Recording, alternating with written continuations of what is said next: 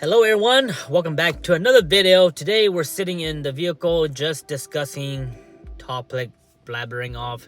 Today I'm gonna give you guys 5 things I dislike about my Toyota Land Cruiser, the 80 series in particular. So this could be anywhere from 91 through 97 if you guys are any of the owners of those vehicles. So 5 things I don't like about my Land Cruiser. Now keep in mind I have owned 3 Land Cruisers. My first one was back in 2018. Owned that for about 3-4 months stock. Built that one up and then sold it because I changed plan to a different rig.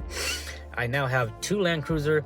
The red one that's getting the head gasket overhaul, engine overhaul, and then also my Lexus LX450, which just sits in the yard as a spare parts, as a spare rig. Fun rigs. But there are 5 things I don't like. And no particular order, just any orders I just came up with. Number 1, expensive parts. OEM Toyota parts are expensive.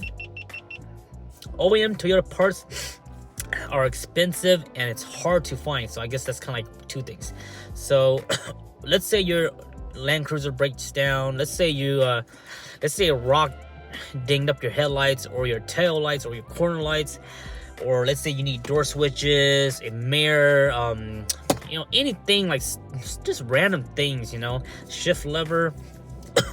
If you want to get OEM, it's expensive, and if you want to find it used, it's expensive. They're not like Toyota pickups, 22RE, 3rd gen, 2nd gen pickup where you can just find parts everywhere. These Land Cruiser 80s, man, they're super hard to find parts. Maybe up in Alaska. I told you guys about this already. But even when you do find them, OEM parts are expensive. So be aware of that when you are buying a Land Cruiser, or if you are buying a Land Cruiser that's dead and dinged up and you're planning to build it. Make sure you do your research and make sure you can search for those parts available. So that's 1. Number 2, parts are expensive on aftermarket. I guess anything you do in life with, or anything you do with any cars, trucks, aftermarket parts are always going to be expensive. But of course, the 80 series, there's a lot of aftermarket stuff are expensive, I will give credit that the lift kit for 80 series are a little bit cheaper. I mean, you can get a nice lift kit, a 3-inch lift kit like the J series Old Man Emu for about $1,400, and you'll be set to fit 35s. Now, if you're to try to get a lift kit for like an IFS truck and try to fit 35s, you have to put a lot of money into like all sorts of things, upper control arms, coilovers, and sometimes so for comparison, like in my opinion, solid axle versus IFS, if we were to do a J series lift, which is like $1,500, and if I was to try to get that same lift on an IFS, you probably spend more than $1,500. So that is one thing. It is cheaper to lift the 80 series, and also it's nice because the 80 series you can just fit 33s like what I have, no lift.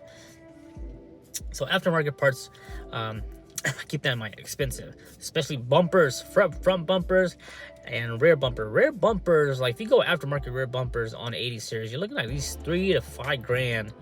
And luckily my Red Cruiser, previous past owner, they built their own bumper and their front bumper. So that's nice. That's really saved me money. So that's number 2. Aftermarket parts are expensive. The next thing we have is it's a heavy rigs. I've owned pickups. I'm always a truck. I've owned lots of truck, and I've always preferred the truck. But the 80 series is a heavy rig. I think last time I weighed my 80 series, my red one, 33-inch with my gears and stuff, I think I came out to about 6,800 or somewhere between 6,000 to 6,800 pounds. Now that's 33-inch. Now if you're gonna be going bigger than that, like 37s, extra spare tire carrier, sliders, front bumpers, you can get up to like 7,700 pounds very quick. Now being heavy is kind of nice because sometimes you do get more traction being a heavier vehicle, but when you get stuck, it's a whole different scenario, man. When you get stuck being a heavy rig, it's much harder to try to get you out of your mud hole, wherever the case may be. So being heavy really sucks. Now the next thing we have is we all know this, everyone knows this. It's the inline 6. It's poor gas mileage. It's very poor gas mileage.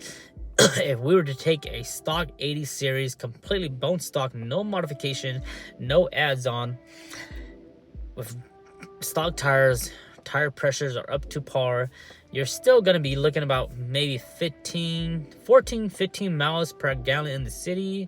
And if you're pushing it, you might get 16, 17 miles per gallon on the highway. But we all know if you guys own an 80 series, most likely you're not going to keep it stock. You're going to try to outfit it, make it an overland rig, off-road rig, whatever the case may be.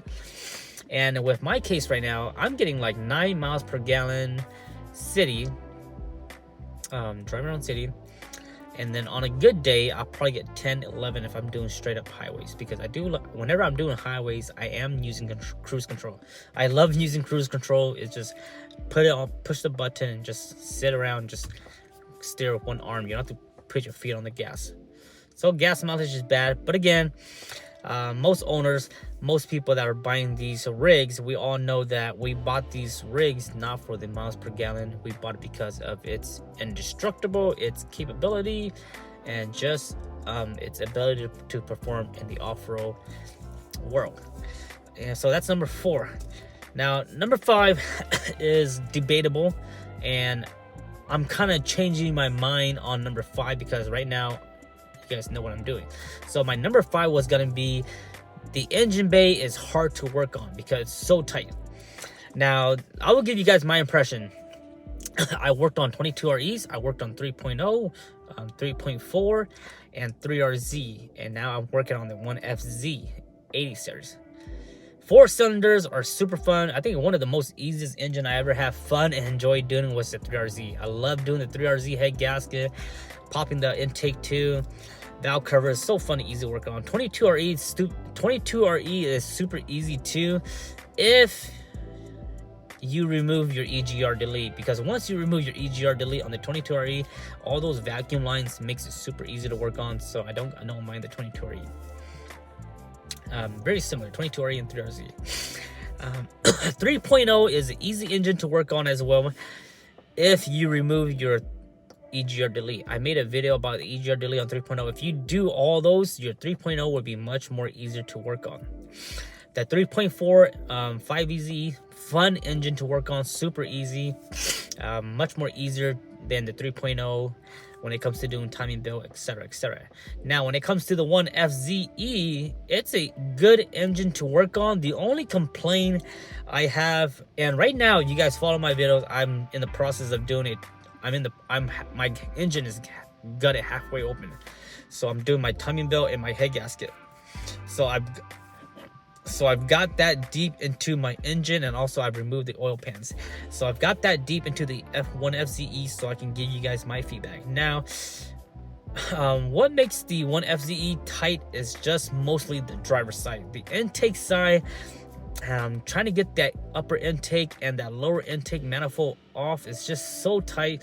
You have to crawl on top, you have to crawl underneath, you gotta have small hands, some long swivels, extension, and then it's just it's not a super hard engine. It's just it could have been designed a little bit more efficient. Now, the only complaint I have on the 1FZ is just the intake side. Once you switch over to the passenger side, also known as the driver's side, it's super easy. And I also went ahead and delete my AC system, got rid of all my AC line, and also I got rid of the compressor. And I also just recently got rid of the AC condenser thingy, the one that looks like a radiator that's in front of the radiator. So I got rid of that. So now it should be easier to even work on things. I don't really care about the AC. It's nice to have it, but in Alaska, I can I can sacrifice it. You know, I can roll my window down even on a hot day. I don't mind it. Now, if I was living downstate, Texas, California, I probably wouldn't have done that. I probably would have kept my AC. So don't do that unless you have really thought about it. And also I removed my EGR delete on the 1FZ. So that definitely helps a little bit on that firewall side, but still it's very it's just kind of hard to tackle. The intake side, it's just very tight. I just wish it had more room on the intake side. That's the only complaint I had. Or one of the complaints I had was that the upper intake manifold bolts to the lower manifold, and the bolts goes from the bottom up instead of from the top. If they would have just done where they put the bolts from the top down, like the 3-4, it would have been, I wouldn't be complaining. But the fact that they put the bolt up from the bottom up, that's where it makes it super complicated to get underneath.